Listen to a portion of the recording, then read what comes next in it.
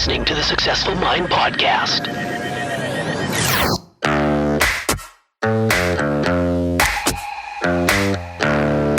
Successful people learn how to make their minds work for them. I'm David Nagel, and this is the Successful Mind Podcast.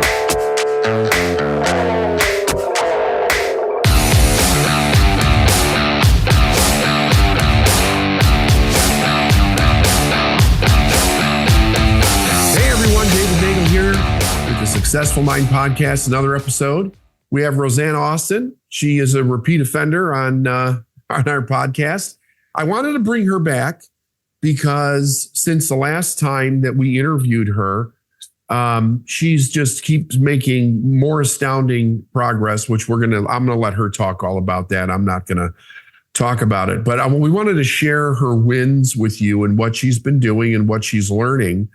And to remind everybody, this all started with, the Art of Success and working with our company and working her way into being a private client. And she's part of our TEM group, and she has been for a long time now. So we wanted to share that with you. And again, the reason for me doing this is for you, the audience, to realize that we're all real people and that you can do this too. And we'd be excited to work with you if that's something you're interested in. So, Rosanne, welcome back to the Successful Mind Podcast. Would you tell everybody who you are and a little bit about yourself? Well, it's an honor to be asked back, David. It really is. It's super special to me too, because it's given me an opportunity to reflect on the successes that have happened since the last time I was on. So thank you for that, for sharing in that honor with me. So for those of you that don't know me, my name is Rosanne Austin. I'm the creator of the Fearlessly Fertile Method.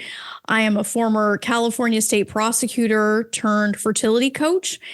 And I've been doing this work for just over 10 years now. And I work with women who are struggling with fertility. And the piece of the fertility puzzle that I help them with is mindset. Mindset.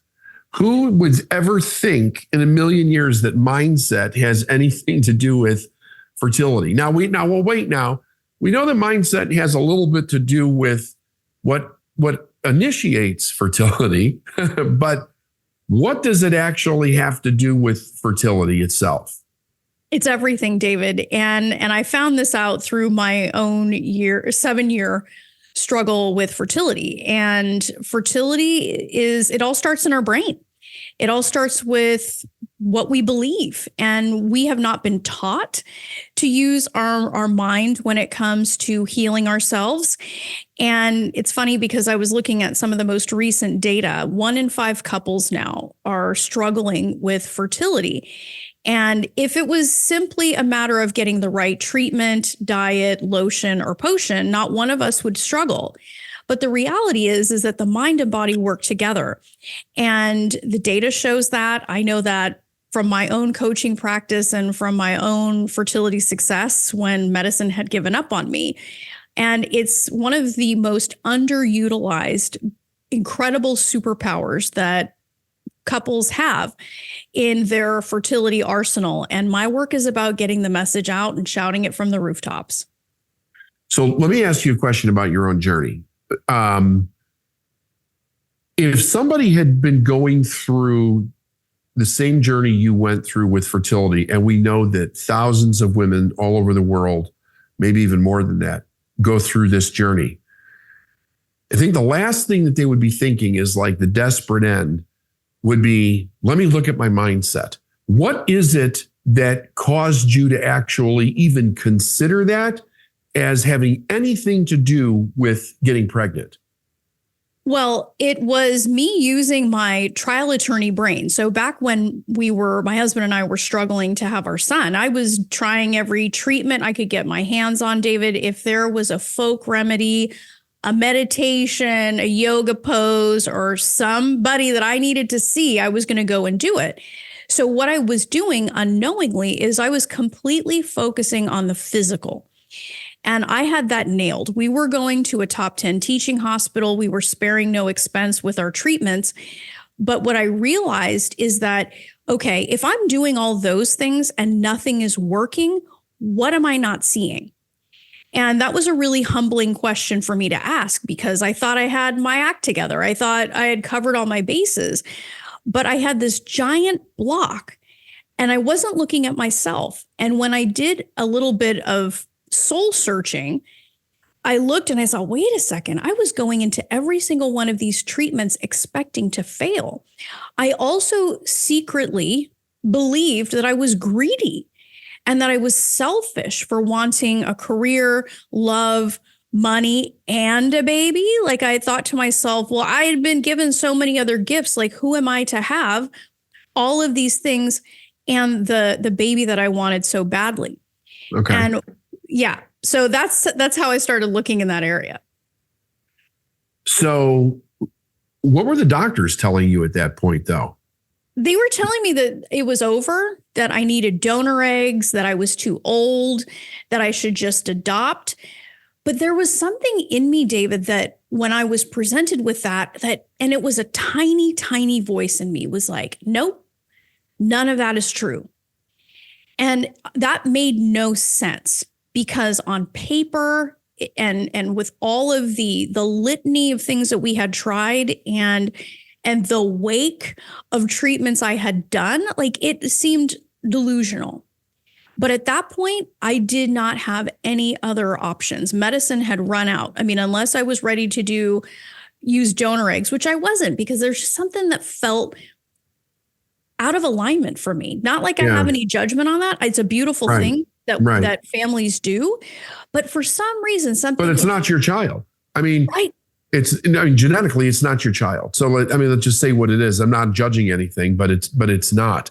So they're trying to get you to accept their perception of your situation. That's what they're trying to talk you into at this point. Exactly. And I was made to feel silly for the possibility that something other than that could happen. But there was just something inside of me that kept saying, nope, that's not how your story ends. Okay. So then what was the journey from there? When you're like, no, there's this other voice inside of me, there's another possibility here. What happened then? So I started doing research because I was like, okay, well, if it's me, can I really have an impact on me? Then I started looking at books talking about the mind-body connection, looking at the role of stress. What are the other things that can have an impact on my fertility? And I was blown away, David. There was this whole constellation of information that absolutely contradicted the information I was getting from what I call belovedly the white coats. The white coats were telling me to give up on myself. Yeah. But there was all of this other information. And I also heard this anecdotally from other people. Everyone, even people listening to this now, knows somebody who was told to give up and this natural pregnancy happens. And I honestly believe because once I dropped the drama about what was happening in my life, I had opened up a new set of possibilities. And that's exactly what happens when you start working on mindset and changing the perception. Okay. All right. Yeah. Well, what's interesting about that is I have a very teeny bit of experience with the result that you got because back in the 90s, I was working with a network marketing company that dealt with wellness care products from Japan.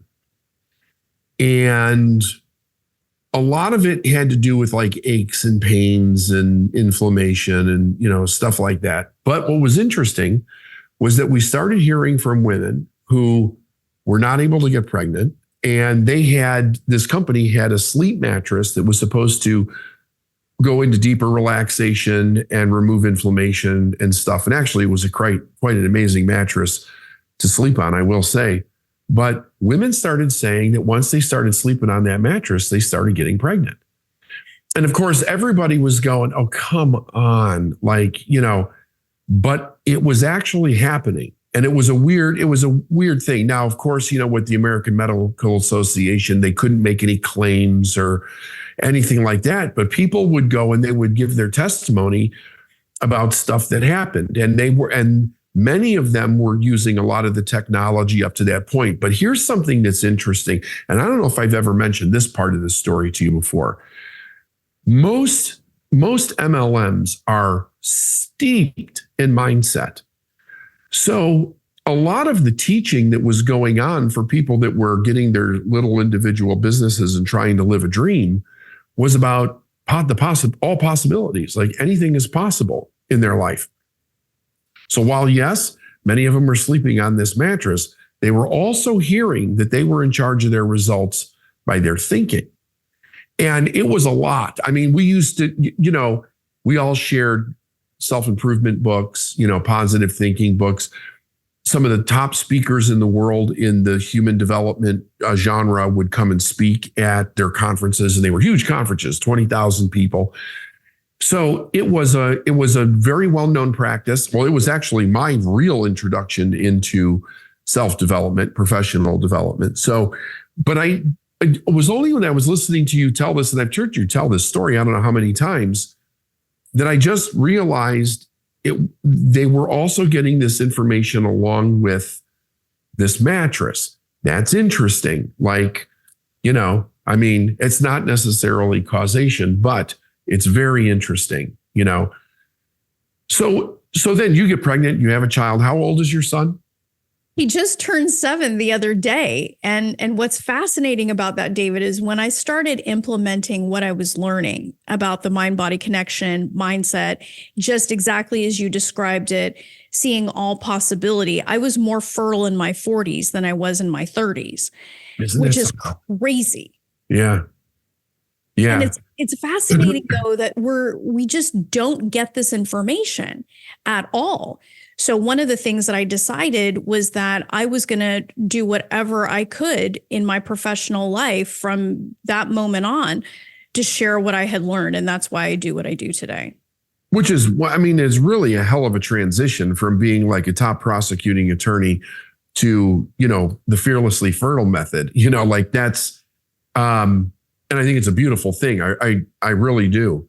The thought that I was having about this, though, was you just said we don't hear about this. And in my experience, it's because most people don't know about it. And the ones that do are shamed so bad for their opinions, right? And they're made, that's airy-fairy, that's, it's just, junk science. It's that type of thing. And they never really get a foot in the ground as far as being able to explain to people what the possibility is for this. But that's changed with you. Yes. You have a foot in the ground. You have an audience. You have all kinds of women that have results that bring babies to your conferences all over the world. And it's really starting to gain some traction. So there's two things that I wanted to tell everybody about. Not only did she find out that it was easy to get pregnant and have a child, she also found out that it was easy to become a millionaire in business, right? Yes. Which is a fascinating thing. And they're both there's similarities in both of these, in my mind anyway. I'm not a woman, but in my mind, there's similarities. I think I have some expertise being that I have 4 children. So I know a little bit of what I'm talking about. Certainly. But in order for to have a child and in order for money to come in your life, you have to be able to receive. You have to be able to openly receive, to let those things in.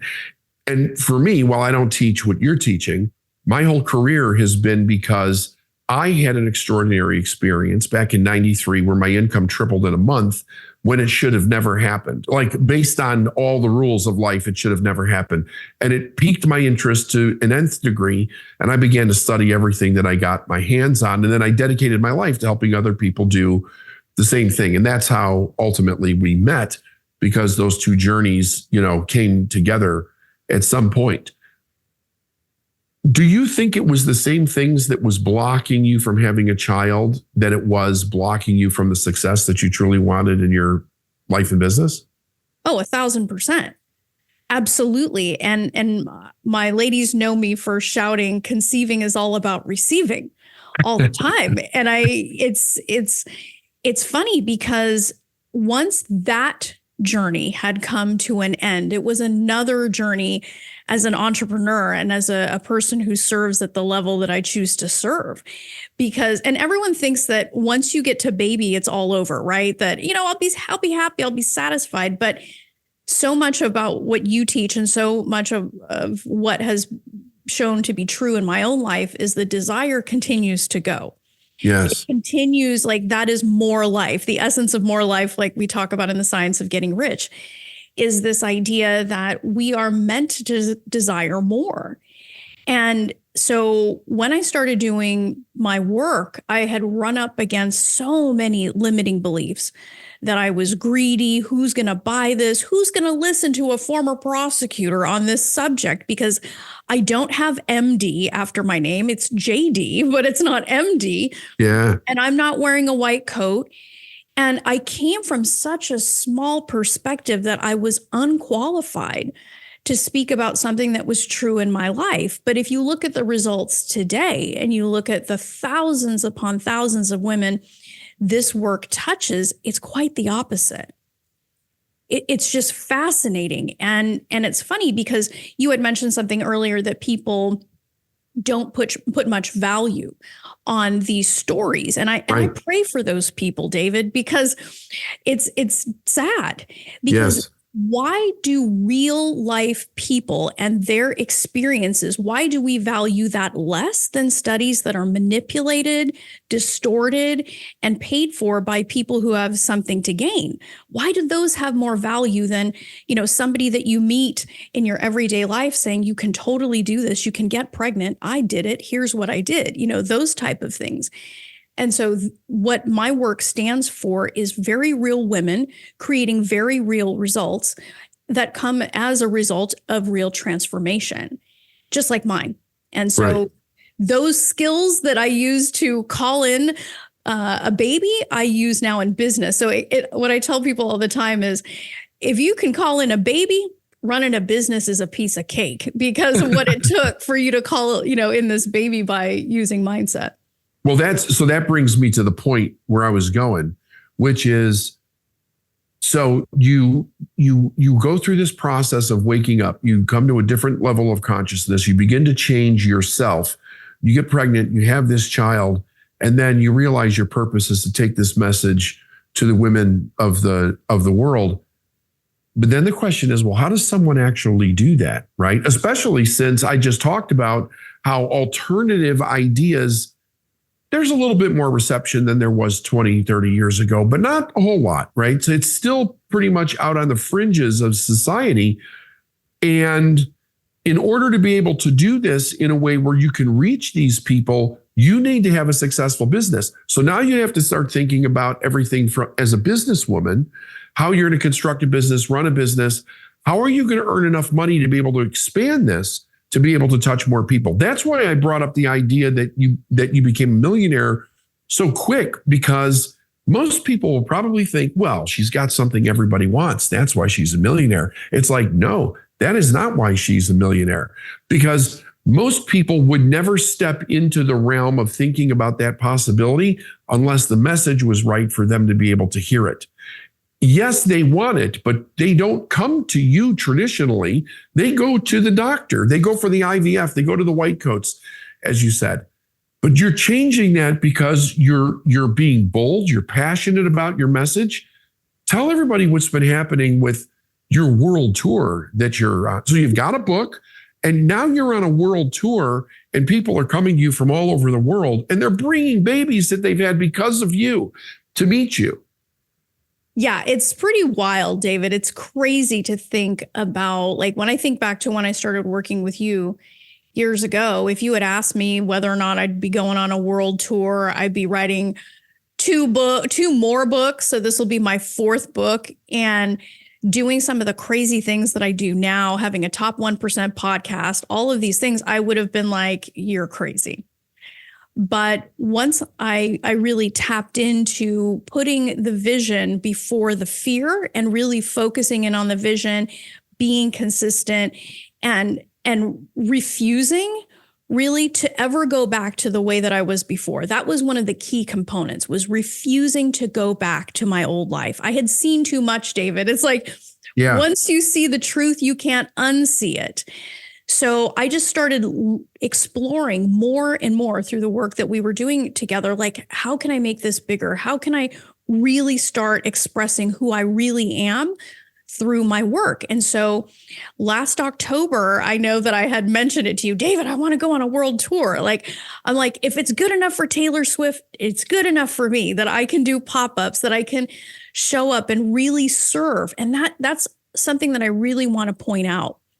After years of being behind my computer, something that I was really longing for was to get out and meet these women, because since my business is online, I very rarely get to meet my ladies in person and meet their babies. Yes, I get the pictures. Yeah. Yes, they will show up on the podcast, but I wanted to be in the room. I wanted to really be there and to create a different level of impact, because it's super easy to put up an ad or to put out a course, all these things, but to really be in the room with people was where I felt myself being pulled.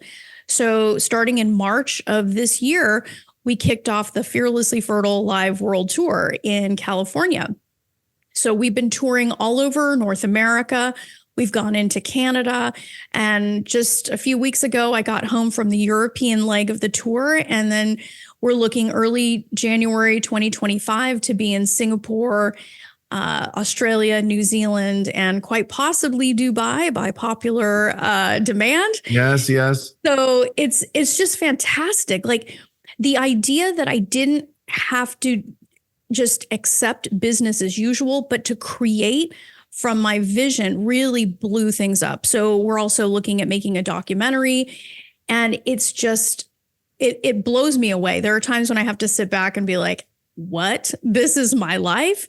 And the answer is yes, but that's exactly the life that I created, which is also very interesting. Like, one of the greatest things that I learned from you was to be a creator in my life.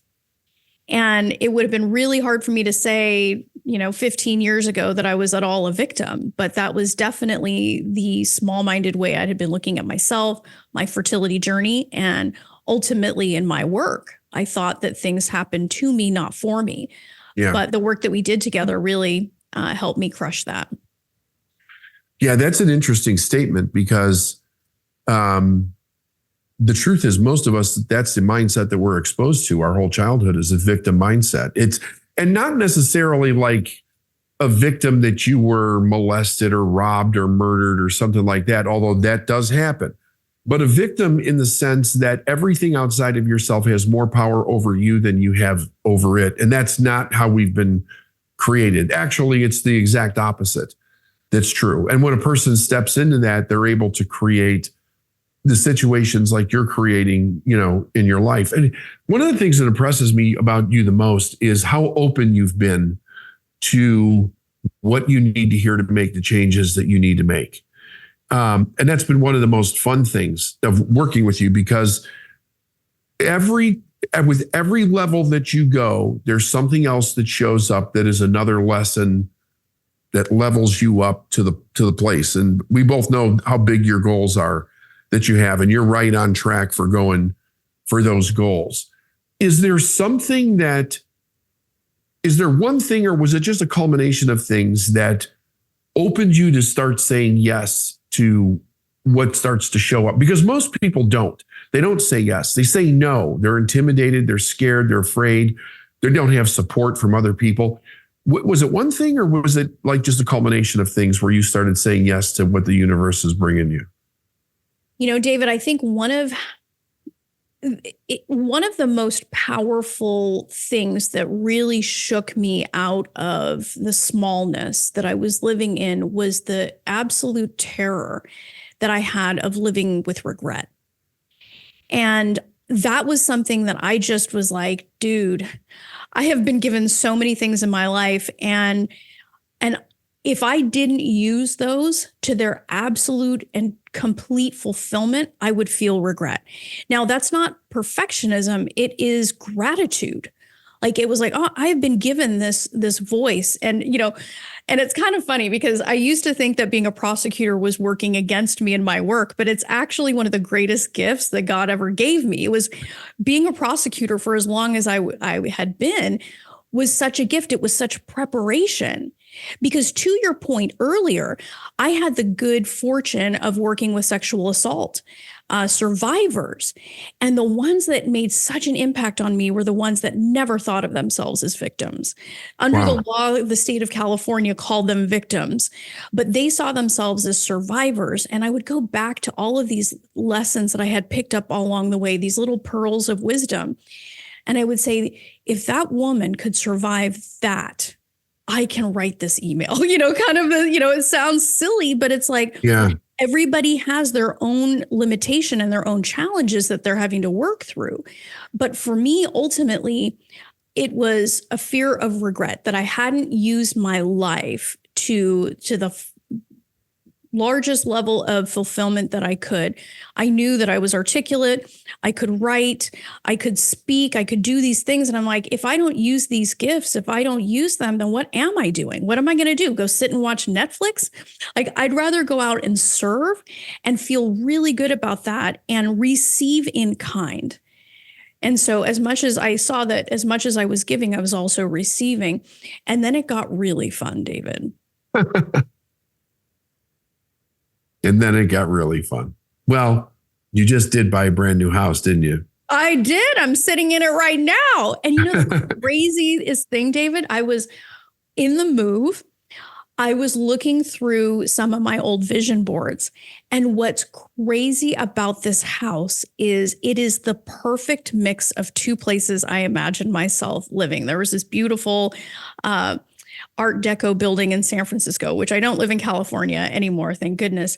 And then there was this other place in Texas where I now live that I loved. And when I found this house, it was the perfect mix of both. And I was like, man, nice. I manifested this. And it was easy, David. Yeah, it was easy. It's one of the easiest transactions that I've actually seen in a long time. Like you found it, you did it.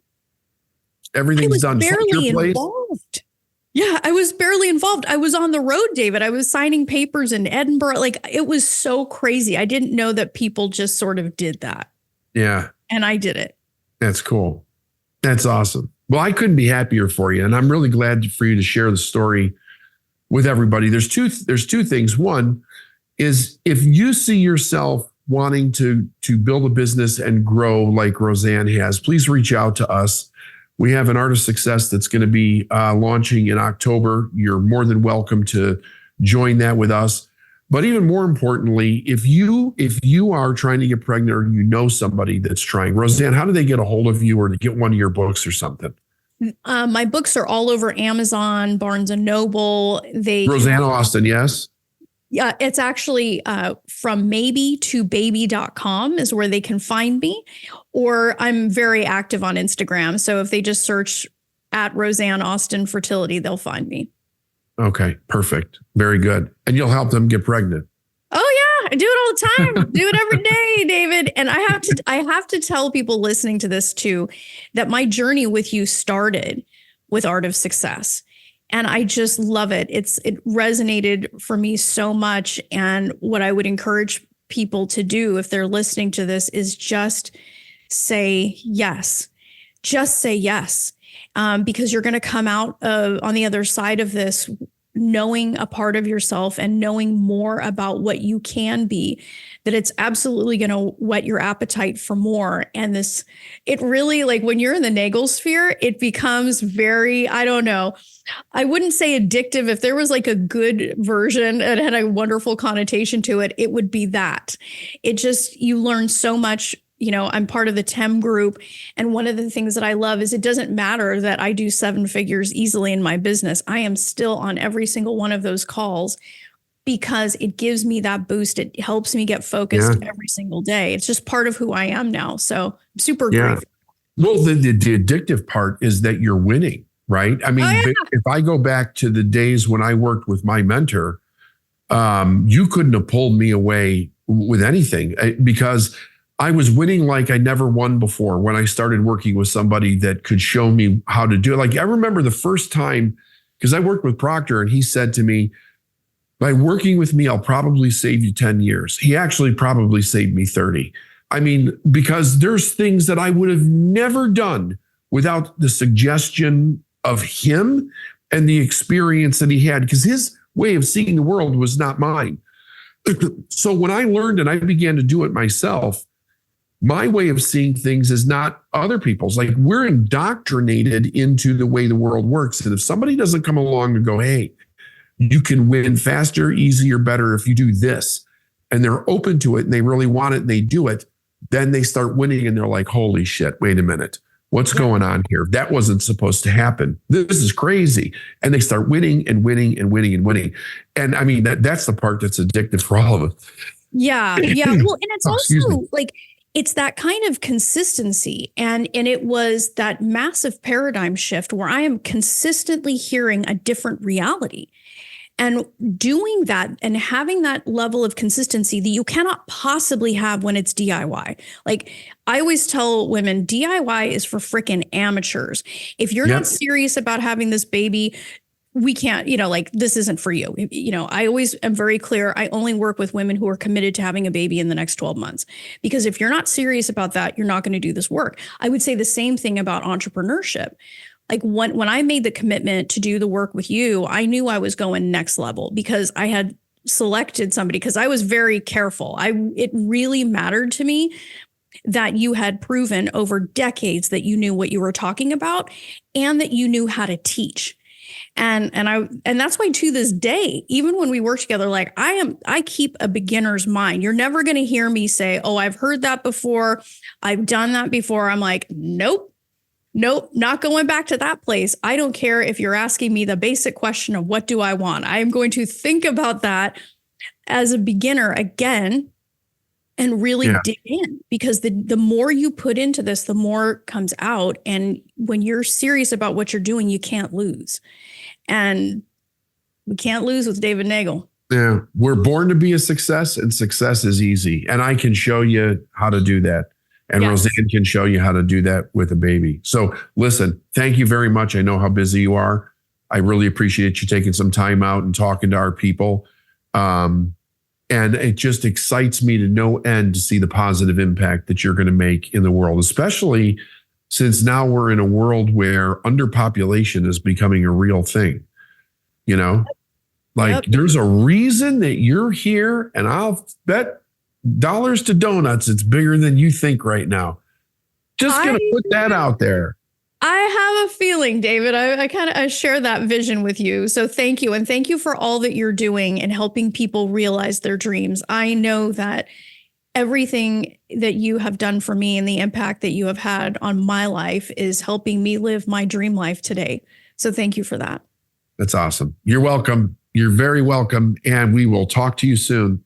Bye, everybody, from the Successful Mind Podcast. We'll see you soon. All right.